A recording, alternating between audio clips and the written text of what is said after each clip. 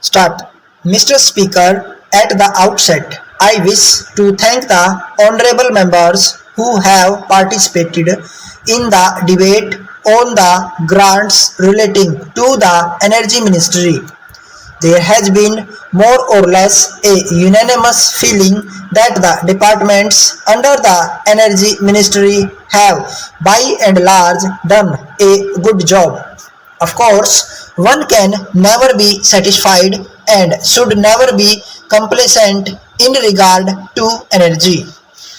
Of the sources of energy, in the first place, I want to take up coal, which is one of the major resources.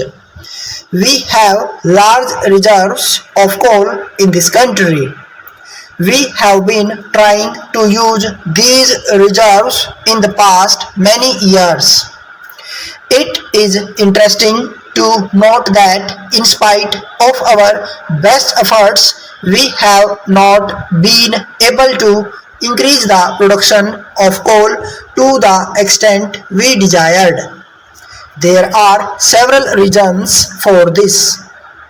These reasons have to be properly analyzed and understood.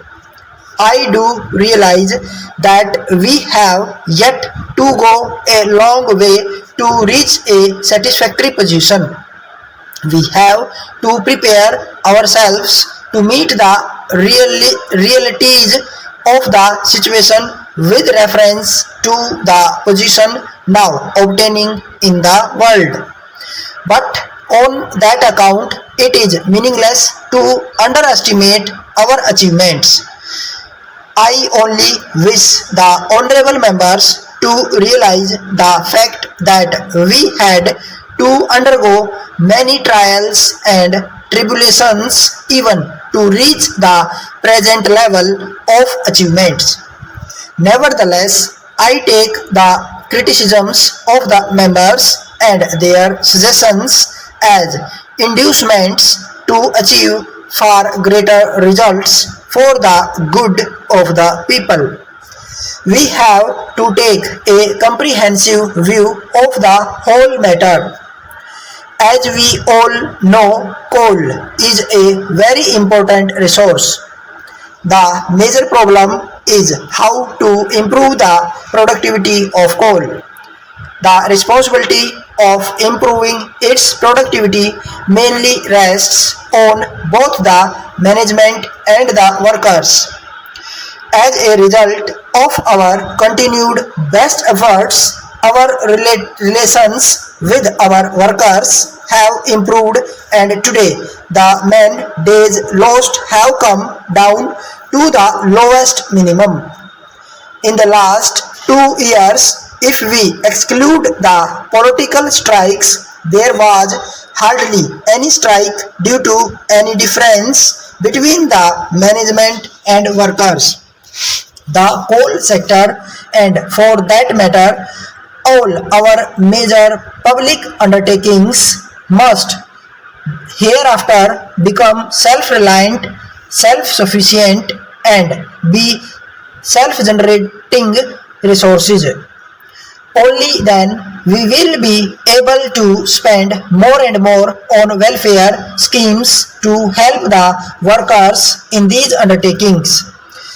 I would like to submit that today, if the scientists and technologists in whom I have great confidence succeed in the utilization of solar energy, we will be able to solve the energy crisis of this country to an appreciable extent. We have already done this in remote areas like Rajasthan, where we have at present successfully established a big plant.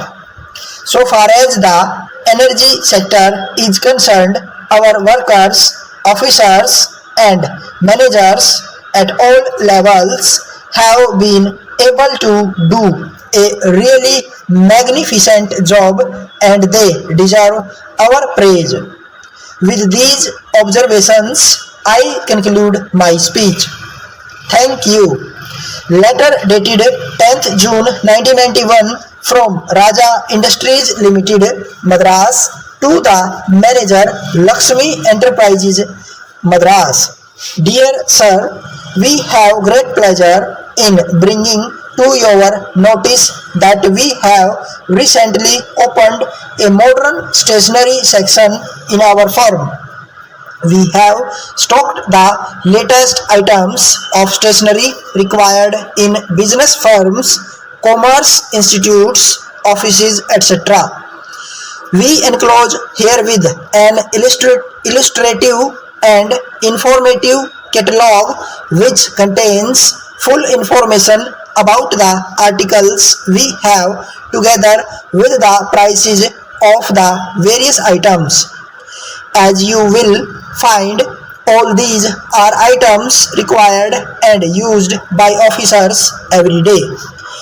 They are the best quality available. We have special carbons and ribbons which will last for a longer time than the usual one sold in the market. They also give very good impression of the matter typed. We have on stock chairs and tables made of superior quality timber and steel which will be very useful for any office. Their prices are very competitive. We have also many other articles of utility. After going through the catalog, if you require any clarification, we shall be pleased to send our reply by return or post. Thanking you for your favorable response. Yours faithfully. Stop.